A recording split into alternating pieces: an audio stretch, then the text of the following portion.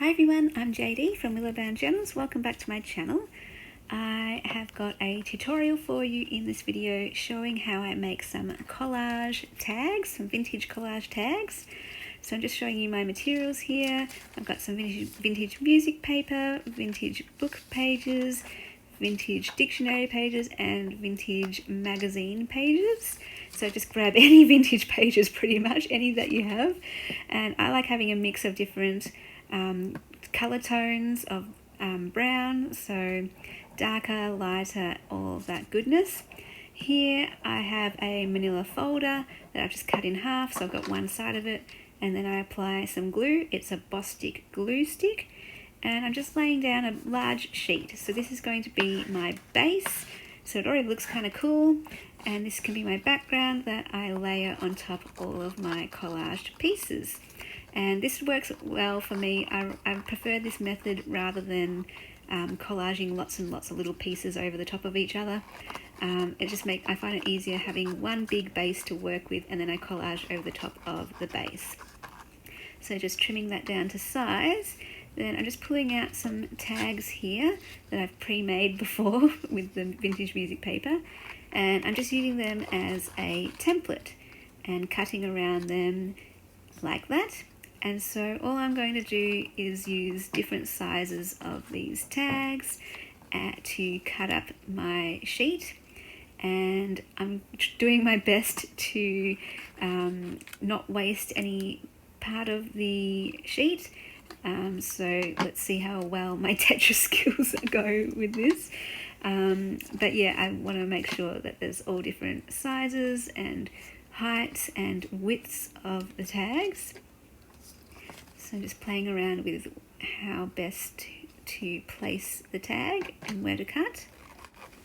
And so later on I thought, if you would like, I might share another video showing a different method of how I make the vintage collage tags using the masterboard method, because yeah, I've been having a play with both methods. I still do think I prefer this method here, where I can work individually on each tag, but for those who like the masterboard method, I'll try and do my best to share a tutorial on that one as well later on. But let me know if you're interested, and I'll see if I can get that out quicker rather than later, if you guys wanted to see that.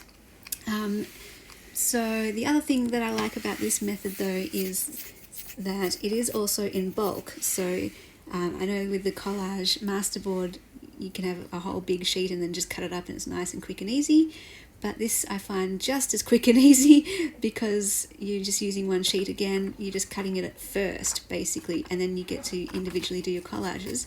But hopefully showing this method you can see it's still quick and easy because you're just using the same supplies.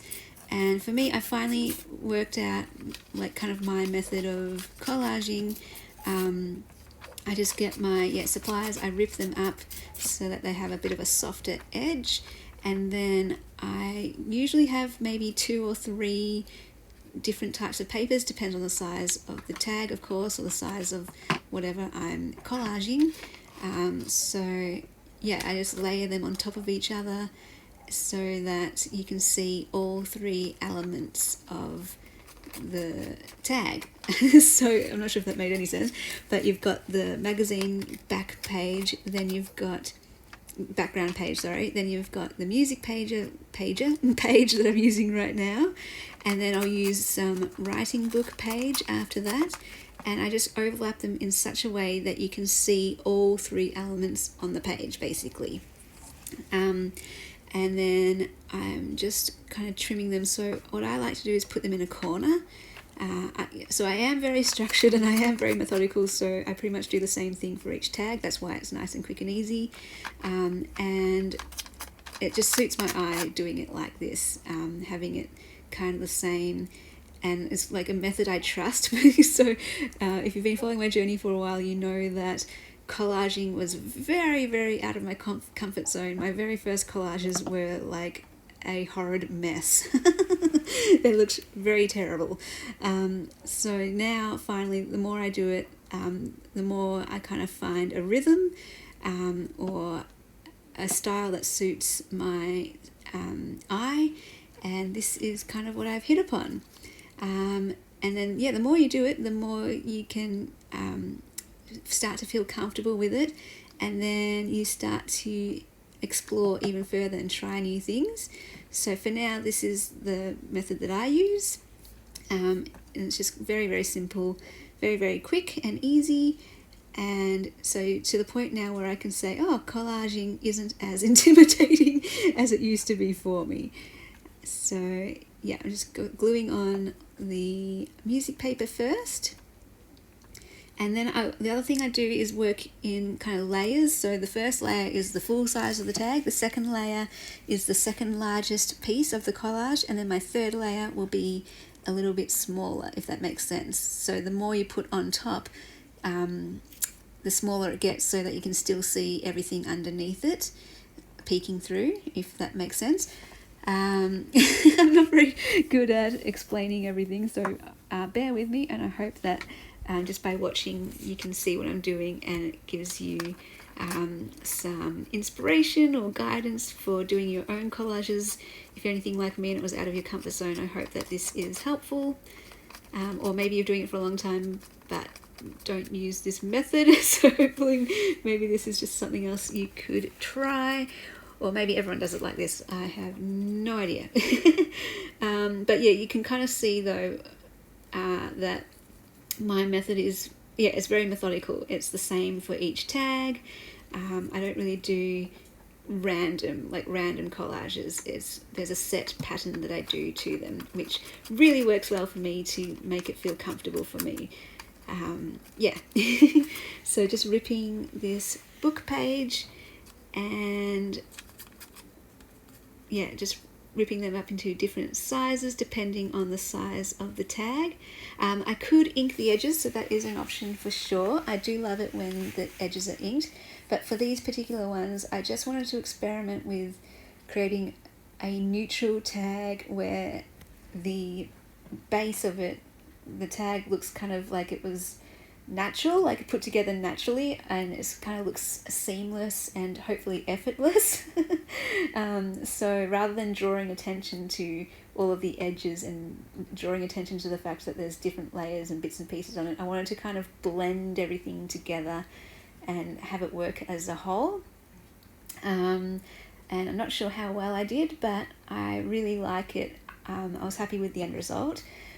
Of course, then afterwards you can decorate it however you want. You can add stickers, washi tapes, ephemera, all that kind of thing. Or you could leave it. You could just leave it the way it is here with the 3 pieces that I've done right now. I quite like that look as well. But I always like the idea of having a feature piece on the tags. So whether it's a sticker, like a flower sticker, or a die cut of a flower or butterfly or something, I quite like that. But what I did for this, I wanted to keep with the vintage theme. So I pulled out some more vintage book pages from a dictionary. And again, you can see how it's very methodical. I'm working with the same pages for each tag, and I'm working in the same order and the same layout. So now my 4th layer are these vintage dictionary pages, and I just cut out the words, and I thought that would be really fun. I like how it adds a little bit of colour, and I like how it says, you know, what it's about. You can kind of read it if you want it. You don't have to read it, but I just chose, you know, neutral words, and then put those on the tags, and I really like it. You'll notice here that I have straight cut these ones, and I just did that for a bit of contrast because this is the feature element. So I wanted to make this piece be the thing that stood out. So everything else kind of blends together and hopefully looks seamless. Whereas this one I kind of want to, because it's the focal piece, jump off the page a little bit or jump off the tag. So the one of the things I do to do that is make a little bit different. So it's got the coloured writing, and I'm keeping it very square or straight lined cuts. And yeah, I think that helps just to pull it off the page. Of course, you could also ink that as well, but just want to show you don't need ink either. You can just use your vintage pages and it looks great. I love it. I really love how the natural seamless look of it. So now I'm just gluing those on. I could have used craft glue actually, and I probably would do that going forward in the future when I make more of these. I find that the craft glue is just quicker to apply, and the reason why I used my glue stick though was because I'm going to sew around these tags, and sometimes my craft glue, if I'm not careful, I can leave lumps in it and it goes a bit thick, and my sewing machine doesn't like that, going through thick craft glue. So I know it can go through this type of glue easily. But all I need to do in the future though when I make these tags is make sure I either apply the craft glue thinly or place the feature pieces on the inside more so that it won't catch the sewing machine on the outer edge. Yeah, so now I am finishing up with gluing those down, and then I do believe I pull out my vintage stamps. Again, I could have left it here. At each stage you could leave it, but I thought let's just add a bit more fanciness to it. And I like vintage stamps. I really love using vintage stamps in collages and embellishments. So I figure I've got quite a few here, let's go ahead and use them. And I realise that I'm off camera a bit now, but I'll bring them down so you can see that in a little bit. But yeah, just playing around with placement and colours and choosing the right stamps that suit my eye on the page. And hopefully this just gives you some ideas of things you can use to embellish your collages and tags. And if you have any questions, or if anything I said wasn't very clear, feel free just to ask in the comments, and I will do my best to answer you guys in a way that is helpful.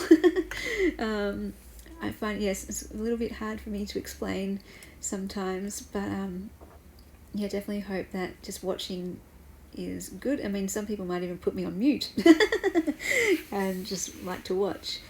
So yeah, just playing around with my little stamps, and I like all the different colours, and it just adds a little bit of colour to the tags as well, a little bit of interest, and having so much fun with this. Again, I could have applied the stamps with craft glue and that would have been easier and quicker, but I wanted to sew around the edges and knew that this glue would work well with that. And this little baby tag there, so cute.